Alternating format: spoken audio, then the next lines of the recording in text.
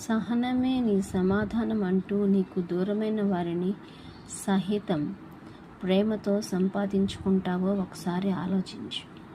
కోపాన్ని తగ్గించుకో, సహనాన్ని పెంచుకో, ప్రేమను పెంచుకో.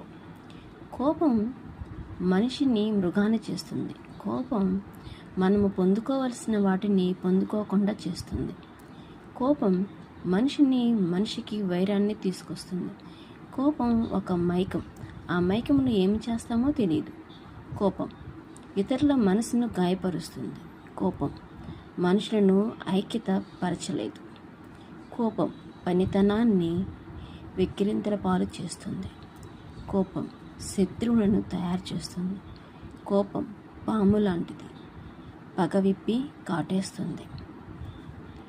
కోపం దానివలన మనకు కావలసిన వారిని మనము కోల్పోతాము.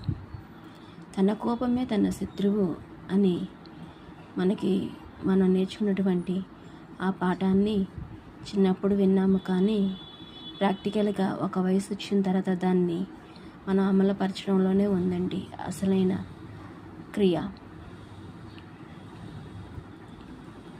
పగను చంపుకొని ప్రేమను పెంచుకొని నీ ప్రేమ ద్వారా శత్రువుని సహితం మిత్రులను చేసుకుంటే ఈ కోపం ఎంతో ఉండదు.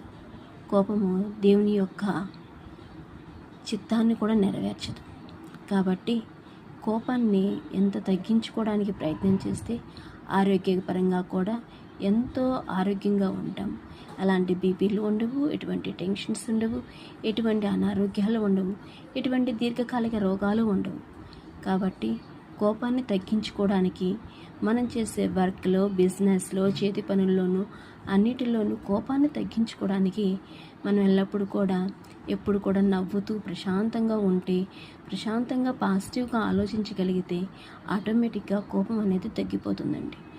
ఆ కోపాన్ని తగ్గించుకునే ప్రయత్నం చేయడానికి ఎక్కువ సమయం మీరు ఆధ్యాత్మికంగా దేవునిలో గడపండి, చిన్నపిల్లలతో గడపండి. అంతేకాని వ్యర్థమైన వాటితో ఒంటరిగా ఉంటూ మీ యొక్క మనసుని పాడు చేసుకోకుండా ఉండండి.